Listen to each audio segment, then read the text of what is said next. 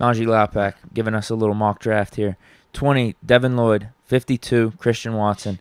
84, Nicholas Petit-Frere.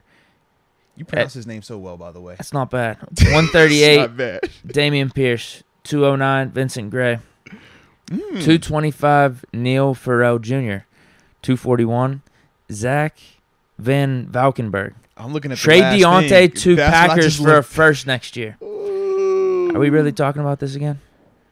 Well, I mean, I have seen his name pop up a couple times. Yeah, people are trying to do that. Diontae for first round. Well, I mean, you got to think, bro.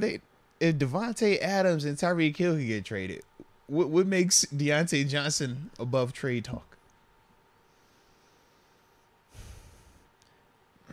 Yeah, Because under normal circumstances, because Diontae is going to be looking for the extension. if you were the Chiefs and and we those said, guys got traded right, due to contracts. and if we're like, oh, the Packers are going to trade Devontae Adams a month ago, you're like, are you crazy? That's the one guy you don't trade. He just come off a record-breaking season. We know who he is. The Chiefs, oh, they're going to trade Tyreek Hill. You're like, what, man? You stupid. No way they're doing that. Both of them dudes have been moved at their crazy seasons solely because of the contracts. So the Diontae conversation, I don't think is too far off if he truly does want what the reports were. Now, granted, I haven't seen it where it came directly from him. Right. But we know how it works. Like, you don't have to say it directly anymore. You can go through an agent. You can do that whole song and dance. But either way, we know, in the ballpark of what he's looking for. And it's a lot more than what we were comfortable paying him, at least from our perspective. So that's all. I mean, it's one of those things like you could essentially let it play out and then let him walk free. And you hope for a comp pick. Or you say, we'll take the proactive approach. We don't think that, he's going to come down on this number. And this kind of just... You don't want to do this disgruntled. Right. And if he balls out, which we think he's still going to be an even better receiver next year, it's only going to make that number skyrocket even more. So that could be one of those things that they say, you know what, maybe it does make sense to trade him for some picks right now. How do we feel about that number? Could I be wrong? 15, now that we're seeing Devontae Adams and like Tyreek Hill getting 30. If you're telling me Devontae's getting half of that, that's not terrible. But do you want to pay him half of that solely because those guys are getting 30? Because to me, I don't. I know. Are we just getting more removed from the season where I'm not as focused on the draft? Yeah. I'm just kind of like, yeah, I know what those guys are. I know why they get paid 30. It's kind of like when you pay certain quarterbacks 40. But just because quarterbacks get 40 doesn't mean we would want to pay Baker Mayfield 40. No, I'd be like, I don't want to pay him that. I still want to pay him in this range. And that's kind of like when I think of Diontae, I think of the same thing. It's like, yeah, Dak Prescott might be a good example if we're doing positions. Like maybe Deontay's the Dak Prescott of receivers, because people are paying Dak Prescott $40 million, right? I don't think anyone's legitimately thinking about Baker in the 40 range. How do you feel about Dak at 40? Exactly. Yeah. Right. Maybe not as good. Right. 15 might, because everybody else is getting it. That's what you're supposed to do. It's like 15 might feel like a little bit of a bargain though. Yeah. Compared to those, I mean, Deontay's got to play a little better. Right, but when you're saying it's a bargain, is it a bargain because we're just getting them at half of their cost, or are we getting the productivity that's associated with those guys? Not just numbers, impact. Because we talk about what they do when they're on the field. They draw coverage consistently. That, to me, is a difference right now. With Diontae, we know, now granted, Diontae definitely bought out this season, but I don't think Diontae is in the conversation of Devontae Adams or Tyreek Hill.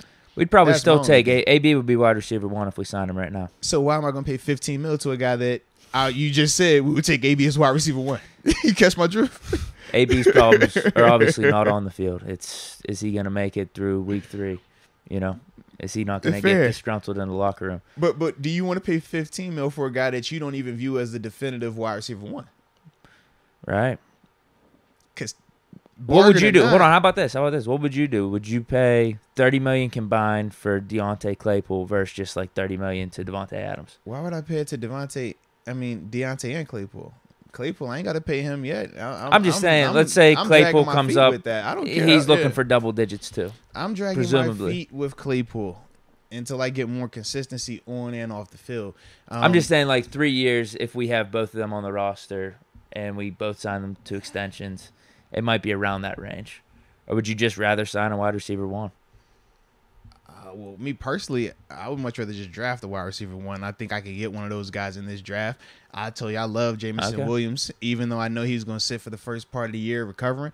I think that he comes in, he's wide receiver 1. I'm cool with that, and I got him cheap. And you see how Diontae Clay will play out. Absolutely. Hey, whoever wants to get paid, y'all better step it up. Okay, so one of them could be gone. One of them I'm paying, one of them letting leave, and that's kind of how I look at it. Like, and then we could just draft another dude in 2 or 3 years, and the first 3 rounds they could step in as like our wide receiver 3, and then the process continues. I just don't think I need to pay either one of those guys or both of those guys 15 apiece, because I don't think that their impact is to that level just yet.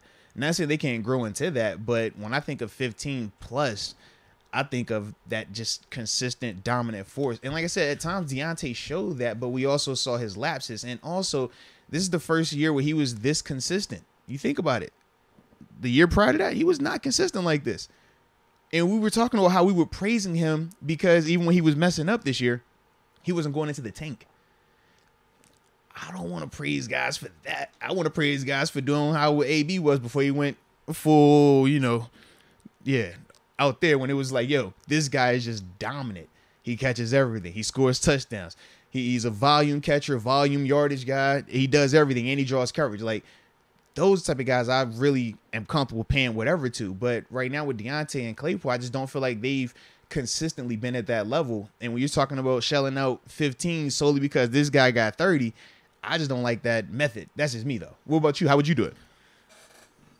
I think that's fair. I'm kind of with you here because with how these rookie receivers are performing in their rookie seasons on kind of cheaper contract, depending on where you draft them. But, like, if we get a dude at 20, their cap hit's probably going to be around the 4 range for these next 4 years. Chris Olave? How would you feel? Like, I just feel like I can get a receiver that can come in and give me at least what they're doing right now. Well, that's why I think it's going to be way cheaper. The Chiefs making that trade and the Packers making that trade, it actually works out a lot for them because they already have Mahomes and Rodgers. So if they draft a dude in the first round, I mean, they could probably give you, in this rookie season, at least 80 to 90% of the production that Devontae Adams or Tyreek Hill gave you. I said to myself, I'm like, the Chiefs, man, they got, I think it's 6 or 7 picks within the first 2 to 3 rounds. And you don't have to pay either of them $30 million. Like, come on now.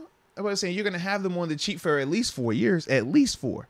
Probably 3. They'll look for that extension if they play well. Or you hit them with the 5th-year option, though. That's what I'm saying. So you still have options with that. To me, man, I don't want to pay them dudes like that if they're not clear cut a Devontae Adams or Tyreek Hill. Like, those guys are clearly established. We know exactly who they are. I think it will work out for the Raiders too, right? Pairing him with Derek Carr, like, that'll be good. Yeah. Hill with the Dolphins, that's gonna be interesting. They got a nice little receiving core there, but it's just all on Tua. Tua is the one. Tua is definitely the one, man. I could see in both of those scenarios though, Devontae and Tyreek Hill, where the Raiders and Dolphins are looking 2 years down the line, 3 years down the line. It's like, oh damn. Yeah. This cap hit's really hitting different now. Absolutely, man.